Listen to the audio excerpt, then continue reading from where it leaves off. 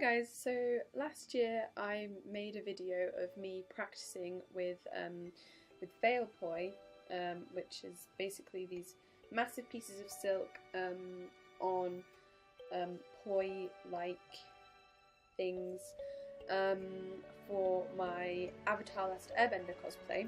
And recently a lot of people have commented questions in regards to how they're made, how I actually spin the veil poi, and how to do it in a closed environment like a convention.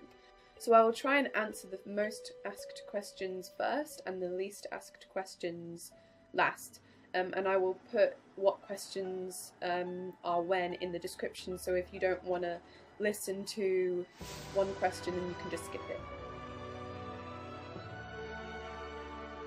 I didn't make these, but I kind of know the general process. If you want to know in more detail, then I'm pretty sure there are a lot of tutorials out there how to make them.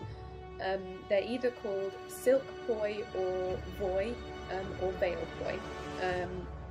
Basically, as I said before, they're made of these massive pieces of silk and these pieces here, which allow you to spin them around. First of all, you want to get a really nice piece of silk. I've measured the ones that I have, and the piece of silk wide is 85 centimeters or 33.5 inches, and the length of it is 226.5 centimeters or 89 inches. That's pretty long, so don't be afraid to go a bit shorter, but I find the length really good, and you can, I'll link the video that I filmed with me actually spinning with them, and you can see what kind of effect the length makes. The next thing you want to do is dye it to the colour that you want it to, or just get the right colour already. Mine is, you can see it goes from bright red to bright yellow along the width of it and not along the length of it, and that gives it a really nice fire effect. So if you want a fire effect, then that's a really good thing to go for. If you want a water effect, I'd recommend doing the same thing with blue and then adding in a little bit of like sea green and maybe some white in it as well. Once you've got your silk dyed, the next thing you want to do is go around the edge and just make sure you've got like a little hem along the edge. I don't know, my camera is really terrible, but it's just like a really tiny little hem, and all you need to do is like either roll it or fold it slightly and either do like a running stitch or an overstitch, just to make sure that it doesn't fray, because spinning with them, I'll show you what it does to silk. It really wrecks the silk, and you don't want it to fray too much when you're spinning with them. Yeah, like it frays a lot. Can you see? Yeah, against my t-shirt you can kind of see that it frays a lot. Yeah, so it gets really dirty and really frayed. So just make sure that you've got a really nice hem to make sure that doesn't happen a lot. Once you've got your hem, you need to take one of the corners of the rectangle and fold it down and sew it along the sides and leave a little bit of a gap, and I will explain why that's important later. Once you've sewn it all and everything, then comes the tricky part, which is the part that I am not too clear about, but I know a little bit about. It's basically a tennis ball with a bit of cloth wrapped around it so the colour of the tennis ball doesn't shine through the silk, and then like a dog chain and just any old dog chain handle, or just like go to a pet store or any craft store, material store, and basically they've just made their own, and you just need to tie a loop around basically, and it's just a couple of keychains that you can get at any craft shops as well, or just off an existing keychain, that's fine as well. you want the ball to be really weighty. So you can, if you've got a tennis ball, you can cut into it and add little weights and then sew it back up. The length of the chain is about 21.5 inches or 54 centimeters. And that again is a really good length for me. I'm a bit shorter, so just experiment with making that length before you cut the chain or get a short chain. I know I'm not being very descriptive with that, but that's as far as I know because I bought these and because I haven't made them. So this is why it's important to do the whole sewing bit before. Once you have your tennis ball and chain little thing, you grab your handle, put your hand up the base end of the sewed bit and poke it through the top, and it just allows for the combination to be complete and for you to take it off if you need to clean your silk. It's really useful to not have it in there.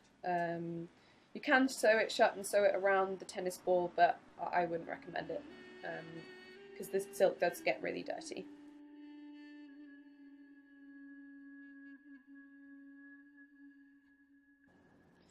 So with spinning, I strongly recommend doing it with only one voy, just because it's a pain to do it with two, especially if you're doing an avatar cosplay, just so you have that free hand to make it look like you're spinning. I've got a few moves that are quite simple to do, so I'll show you the move and then I will tell you how to do it afterwards.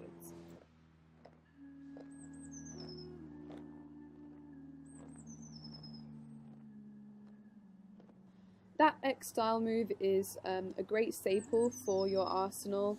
It's a really good sort of middle ground for changing around moves and for just doing something really simple that looks effective if you don't know what else to do. Basically, it's drawing an X in the air.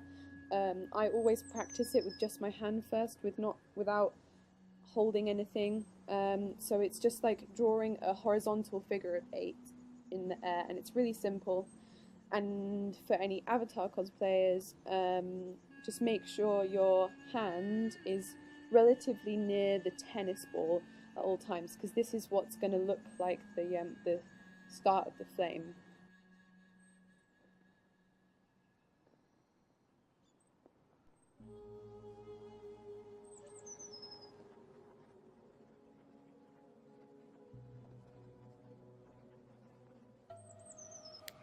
That one's basically the same as the horizontal X style, but it's going around you instead. So if you're drawing a figure 8, the top of the 8 is going over your head, and the bottom is going around the area in front of your body. So without voy, it looks kind of like this. So it's going around your head, and it's going around the area of your body, and then around your head. With the voy being so long, don't be afraid to move your body around to compensate for the length of the voy. So, for example, when it's around the area in front of your body, make sure you're bending forwards, otherwise you'll get a nasty shock when it hits your legs. So just make sure you're really bending. That move is more for avatar cosplayers. Firebenders really like to use their feet as well, so it's a really cool one to incorporate your feet into the move. It's exactly the same as the one I showed you before, but incorporating your foot. So it's doing the figure 8 and then twisting around with your foot following the tennis ball. If your foot doesn't follow the tennis ball very well, don't worry, because the general effect will counter all of the stuff that doesn't maybe look quite right.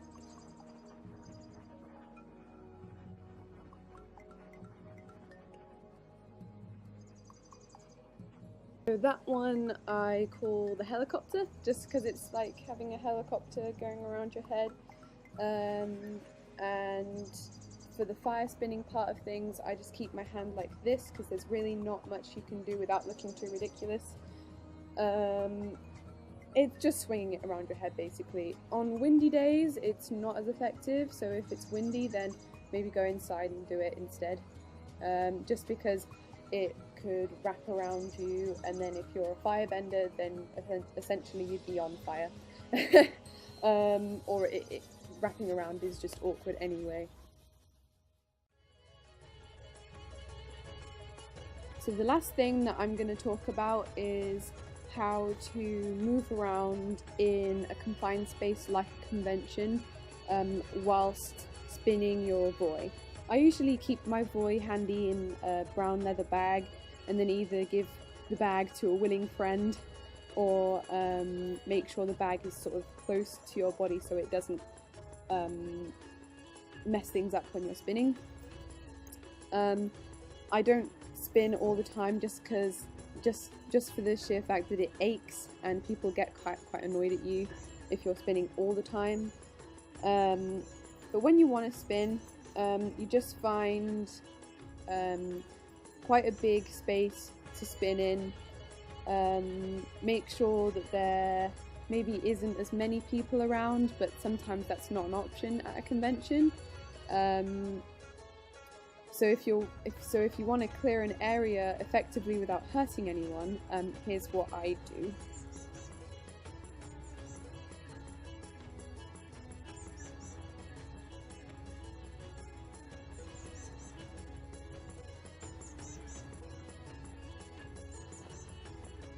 So I basically swing the voy back and forth in small waves, and then that lets people know that they need to sort of stay clear, and then do it bigger and bigger and bigger. And then if you want to, you can do this.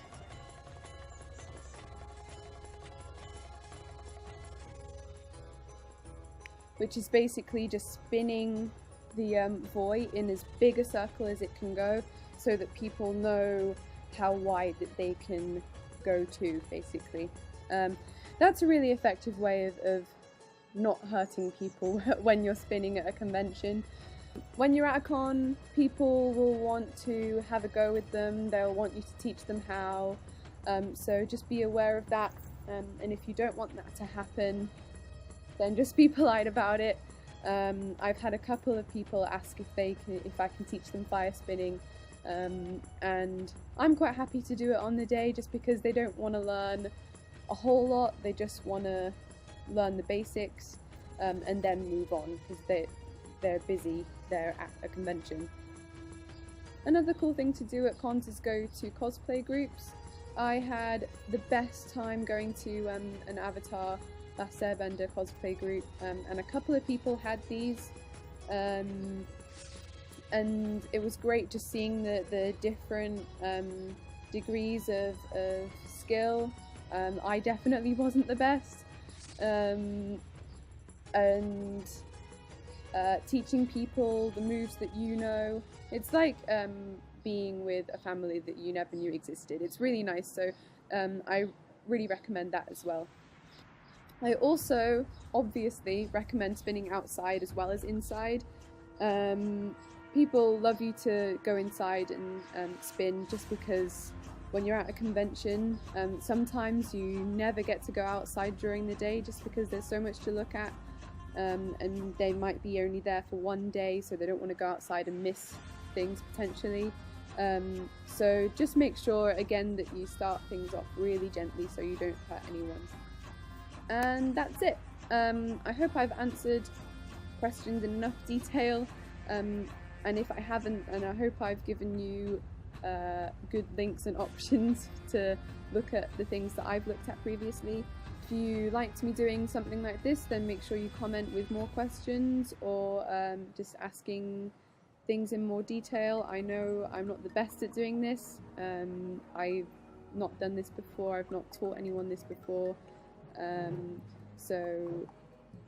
So this is a learning experience for me as well. So if you do want to give me pointers or ask me more questions or ask me to go into things in more depth, then I'd be happy to.